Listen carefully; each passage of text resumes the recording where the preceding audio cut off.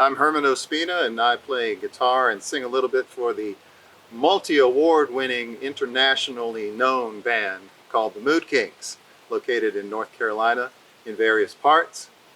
And it's a pleasure to be here with you virtually and to talk with you and to share some music with you. This song is about inevitable things. It's called Last Wishes.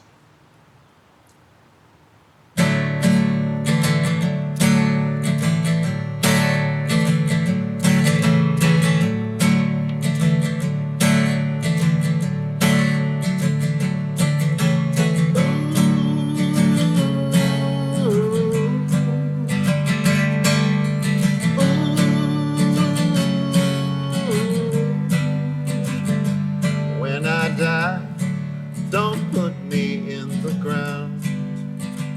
Don't hide my bones where they won't be found. Don't put me in a hole where there ain't no sound. When I die, don't put me in the ground. When I die, I hope that you know my eyes were tearful, I loved you so. But will I miss you? Oh, how would you know? When I die, I hope that you know. I don't fear no man, don't fear no death. It's a one-way plan, my final breath.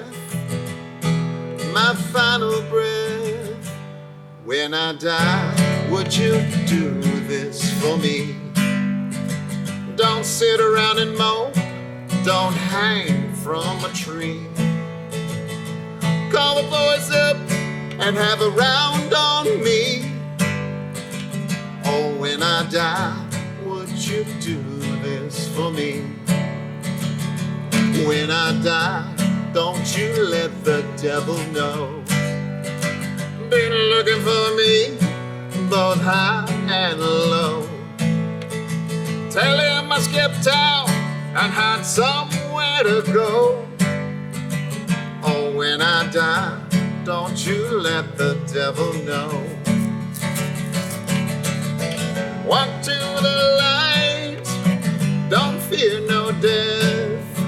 Sleep good tonight, my final breath, my final breath.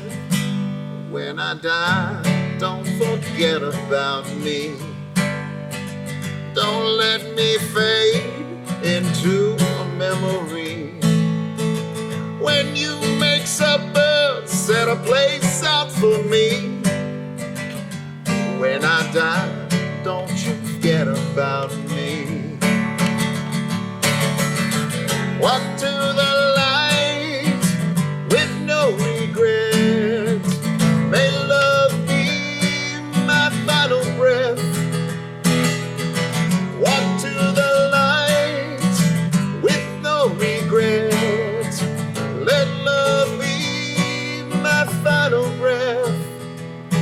My final breath.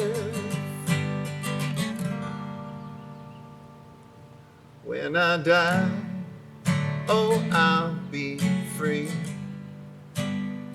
of all this worry, pain, and misery. Don't know where I'll be, but I know it's for me. When I die, oh, I'll be free. I'll be free.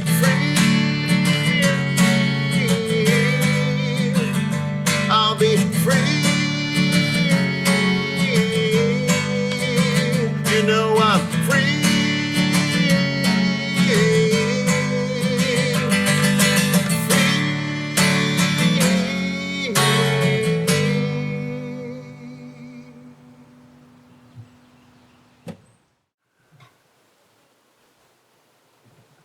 You know, the music that first impressed me, I was a little kid and somebody had an 8-track player. And on the 8 tracks that we had in our possession at the time was Kiss, Queen, and Glenn Campbell. And those 3 I put in heavy rotation on the 8-track player. And I don't even think it was that good a Kiss album, but it was just the first time exposed to that music. And Queen, it was a live album, and I knew none of the songs. It was only until much later that I actually heard the original recorded versions of these songs. And then Glenn Campbell, it was country music. So it was just a weird mix of music, but I loved it. I loved every aspect of it. The guitar playing of Glenn Campbell, his voice, Kiss, the theatrics of it, and of course Queen. So I would say that was one of those early forging moments for me. I was probably 8, 9, 10, and I hadn't even started playing music yet, but that's my earliest memory of when music was having its biggest impact on me.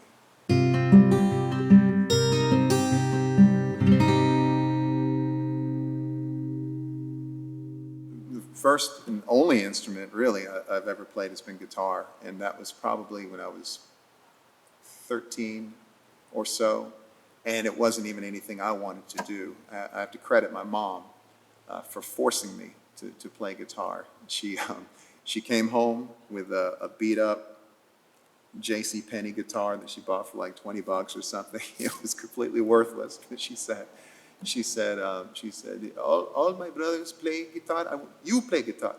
And I was like, I don't want to play guitar. She said, no, I want you to play guitar. And that thing sat there, and she signed me up for lessons, forced me to go to lessons now. I mean, just totally just made me do it. And I have no idea why she wanted me to play. I don't know if she saw something in me, or if there was something, I just needed something to channel my energy and my thoughts into. But what I thought was a curse was a gift, because after a few lessons and getting over the hump of hating it and not wanting to do it, I realized, oh, I'm learning something and actually getting a joy from playing. And then the bug bit. And in my early teens, I was insatiable. I couldn't get away from the guitar. I would sleep with it. I would play all day with it. If I was out at a party, I would feel guilt, and I'd leave the party to go play my guitar at home, because I was like, I got to practice. I got to keep practicing.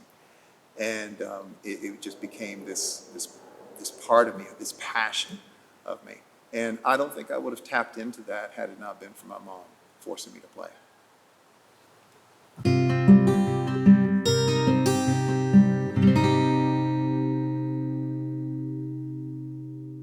When I started getting half decent on the instrument, and at the time, the music that most of my friend group were into were heavy metal, Metallica and hard rock, and a lot of us gravitated towards that, and just the really fast guitar playing, like Yngwie Malmsteen and Steve Vai, that kind of playing. And so I was just starting to really get into that. And I remember I was at a party once, and I was jamming with some guys, and there was a break, and but I just continued playing in this room by myself, thinking I was alone. And so I felt that, you sense someone's behind you watching you. So I turned around and looked, and there was these 2 guys who were sitting there, and they were just laughing at me. They were just like, making fun of me, and I guess just saying how bad I stunk at guitar playing. And I was probably about 15, so I'd only been playing a couple of years, but it crushed me. It just totally just really killed me. And it was temporary, but it really stoked my fire to get better, and to like start recording myself and playing it back, even on a little beat up tape recorder, and just listening to it and realizing, okay, that needs help, that needs work, that's pretty good. And then finding out of my group people who were playing their own instruments, like drums or singing or bass, and forming these little groups that would probably last a few weeks, maybe play 1 gig, or not even play a gig, just play in a garage. And then that's really where you're learning the biggest thing. It's like learning how to have a conversation with somebody. If someone talks the entire time, that's that can drive you crazy, that playing music with someone who plays constantly and doesn't know when to listen, that's a different kind of crazy, but it's still communicating. But when you're in your teens and learning your instrument, and you're learning and how to communicate musically and how to listen musically, and those years, probably until I was in my early 20s, 19 or 20, um, in different bands, playing all kinds of music, everything from pop music to hair metal to full-on thrash metal, um, and even some jazz in there. I joined a jazz fusion group for a one-off gig. Just all of those things helped me tremendously to try to train my ear and my attitude to where the biggest thing, one of the biggest things I've learned is you can be a really great guitar player or a great musician with a bad attitude, and that really is going to keep people away from you. And you could be a pretty decent musician with a great attitude, and people are going to want to play with you just because you're a great person, and that goes a long way. So I've played with some jerks, and thankfully, I've played with more great people and with great attitudes than jerks. So that's helped me so far. Long-winded answer to that question.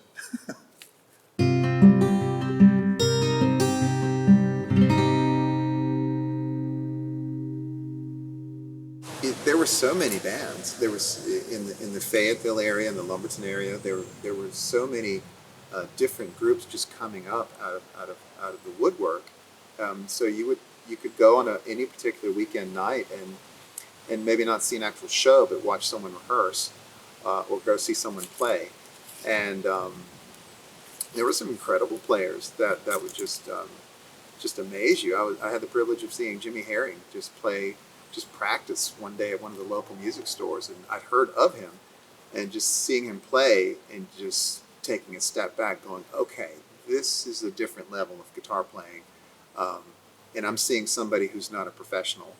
At the time, he wasn't. He was still just about to be next level. But just seeing someone up close like that, that's local, playing that way, it was humbling. The bar was raised. And I can't think of any bands per se or any other musicians per se, but I definitely ran into some other musicians that would just, you would just go back to the shed house and kind of go back and try to work on your craft better. Yeah.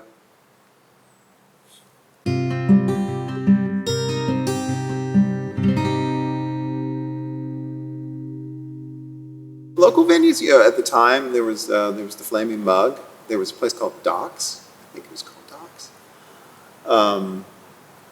Those are the two that I think of. There was another place. We opened up for 38 Special in Kansas on two different occasions. At this other place, it's a country bar now. I can't remember, or it used to be a country bar.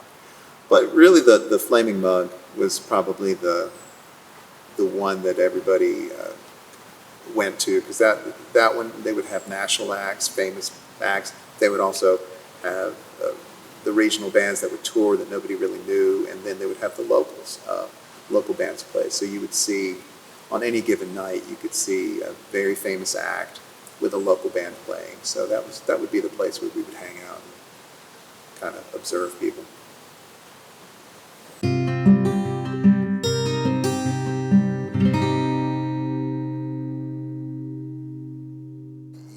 I was fortunate. I've played with, the other 2/3 of the Mood Kings are Mark and Joey, the drummer, and the other singer bass player. I've played with them really going on 30 years on and off since we were about 17 or 18. And those guys, their gift, along with having musical gift, their gifts are they are extroverts, and they love promoting and coming up with those kind of things. So back then, when there wasn't a MySpace and there wasn't social media, those guys would would hit the streets really with flyers, high schools, cars, little meet and greets at shopping centers, radio spots, whatever they could think of. And I was never really part of that because that's just not in my wheelhouse. I don't feel comfortable doing that. But they were experts at that. And then the night of the show, when you're expecting 10 people to show up, there'd be a couple hundred people. And so word of mouth, radio spots, and just going out there and putting the feet to the pavement is how it was done back in the day.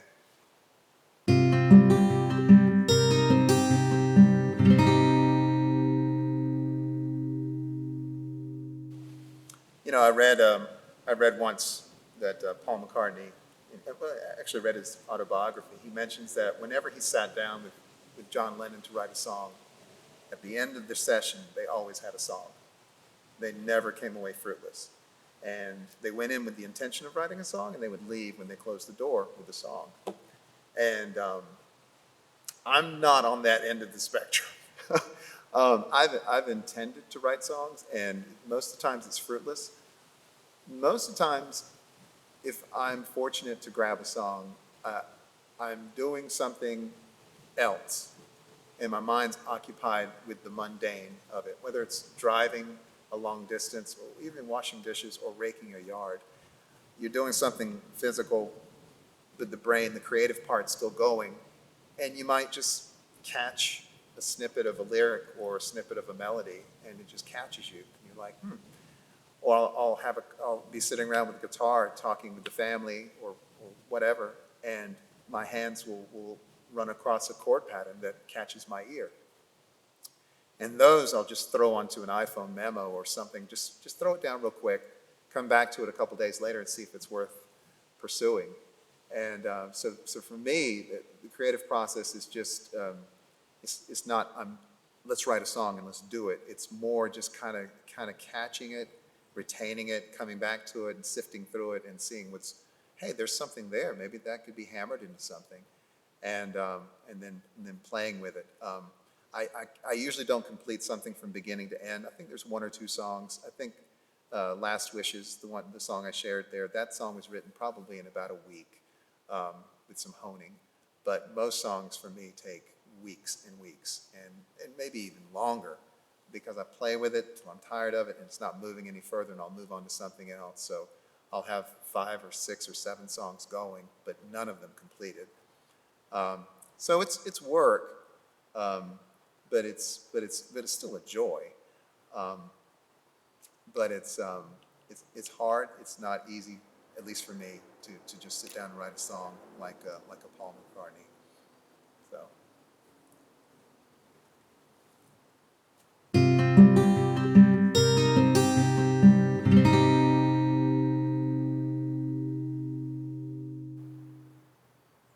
The best piece of advice a musician has given me wasn't even words that were spoken to me. I was playing in a group.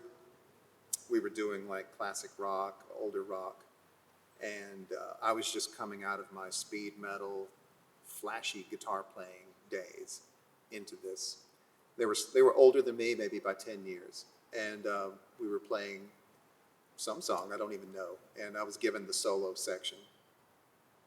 And it was sort of an improv, kind of an open section for improvisation, and I was just playing flashy, just doing everything in the book that I knew, and something in the room changed as I was playing about a minute in.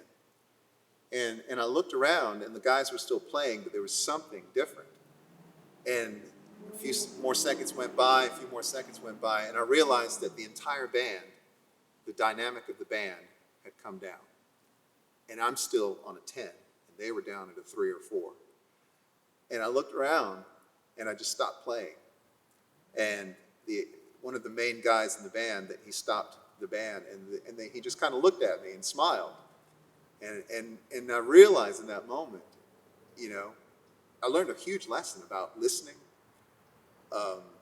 about arrogance, and so much. And it's still something I go back to. So yeah, that was just a tremendous lesson that was spoken just powerfully without even words, and just communicated to me in a very nice way, but a powerful way that I needed to hear in that moment.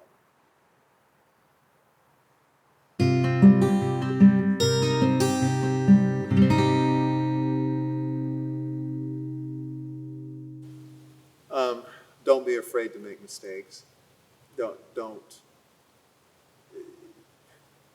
be afraid to put yourself out there, whether it's lyrically or artistically or through your voice or through your instrument. Everyone starts somewhere, even the most amazing singers and musicians in their formative years. They were still struggling to put it together. So, so continue, practice, make time. If you can make time for a 2-hour silly movie or 2 hours on social media that's not really profitable, maybe you can take that time and invest it in yourself, in the instrument. Ask advice, be humble, and ask people, how do you play that? Can you help me with that? Can you spend time with me? And whatever it is, and most people who are more advanced in their craft will love to spend time with you and share whatever insight they may have. So and use those things. Get multiple input in your life from different aspects, and don't be afraid to ask a trumpet player advice if you're a piano player, or ask a singer about something. Don't just limit it to just your instrument if you're just a guitar player. But if you're writing songs, listen to things outside of what you listen to. If you love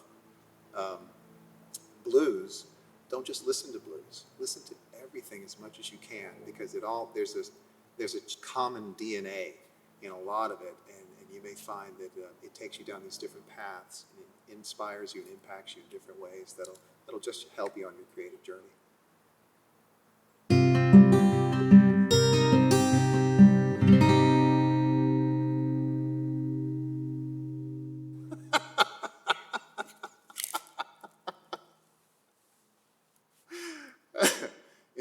It's taken a very long time to make money doing this music thing.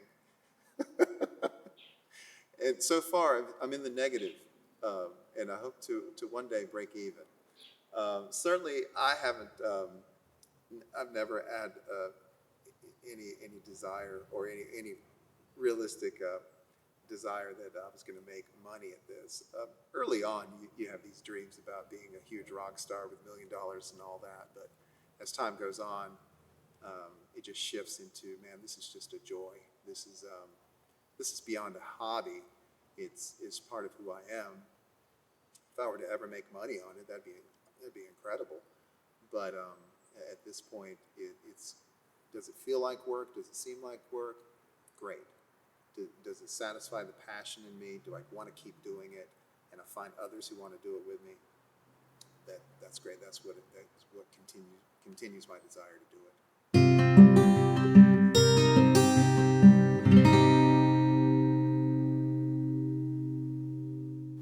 I love. I don't think it would work creatively, but I would love to see someone like Beck or Radiohead and just sit in on that creative process, because the end product I listen to or Trent Reznor, I listen to it and I'm like, how did you arrive here? What did it start with? How did you piece this all together? Because there's 100 different layers of this song, and those are three of that type of music that the three artists that I really love and admire. So yeah, maybe not collaborate. They probably would laugh at me, but I would love to definitely sit in and just be a fly on the wall as they piece together a piece of music and just to absorb that creative process. So folks, if you liked anything you heard, or if you didn't like anything you heard, I still would admonish you, I would encourage you, I would nudge you, I would cajole you, I would push you into the direction of our website, themoodkings.com. You can check us out on our Facebook, Instagram, we even have a TikTok for all those youngins out there. And you can download our music, you can go to our website, themoodkings.com, order merch, download our music. We have a YouTube channel as well. Our video is on there, our famous video for Dust and Bone. It was directed by the famous, internationally known Tony Murnahan. And you can go and enjoy that as well. And please subscribe, like, love it, pin it, print it out, put it on a shirt, throw darts at it. I don't care, but just go to it and like it.